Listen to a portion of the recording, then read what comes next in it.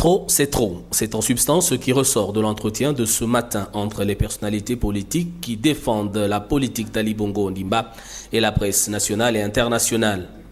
Pakom Obele Moubeya, Ali Akbar Onangayo Bege, Alain-Claude Bilebinze, Blaise Louembe et Simon Tuntoumeman se sont exprimés sur la situation politique actuelle, état des lieux et perspectives pour un Gabon fort, prospère et solidaire.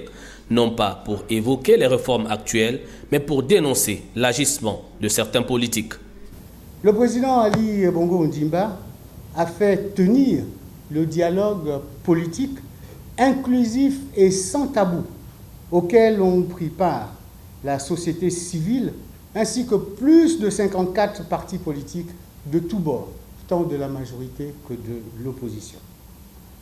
Cependant, force est de constater que depuis la proclamation définitive de l'élection présidentielle de 2016, élection et résultats proclamés dans la stricte observation de la loi gabonaise, et après les assises du dialogue politique, une certaine opposition radicalisée et fanatisée s'emploie toujours à contester la victoire pourtant limpide et sans équivoque d'Ali Bongo Ondimba, tout comme elle s'emploie à tenter de rendre notre pays, le Gabon, ingouvernable. Recluse au sein de la coalition dite pour la Nouvelle République, cette opposition s'éloigne inexorablement des sentiers de la démocratie réelle, à laquelle le peuple gabonais a librement adhéré depuis 1990. Lors des échanges avec la presse, les personnalités politiques se sont prononcées. Il faut que les uns et les autres comprennent que l'élection est terminée et qu'il y a un temps pour tout. Il y a eu un temps pour discuter. Il y a eu un temps pour dialoguer. Il est maintenant temps que nous passions à autre chose.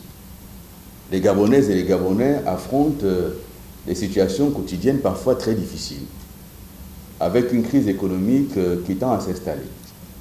Il y a besoin de travailler, de mettre les Gabonaises et les Gabonais au travail, d'avoir des résultats. Il y a besoin que le gouvernement mette en œuvre les engagements pris par le chef de l'État durant la campagne électorale.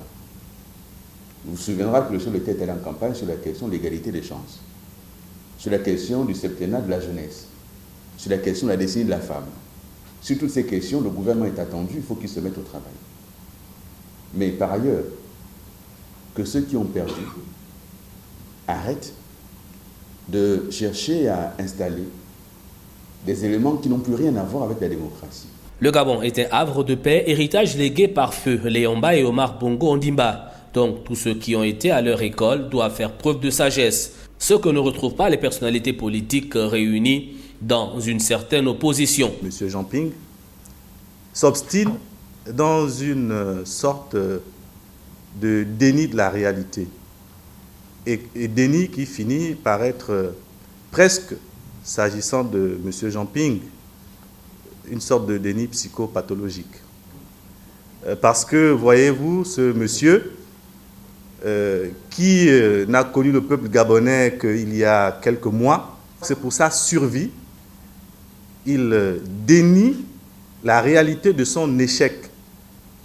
C'est ce qui fait qu'il reste un acteur, quelqu'un qui demande à être suivi, parce que s'il reconnaît cette défaite, je suis persuadé que sa vie politique s'arrêtera. Et ce monsieur continue à se pavaner sur la place internationale, à distraire le peuple dans un discours de haine, dans un discours suicidaire. Je pense que comme moi, vous l'avez suivi vous-même ces derniers temps.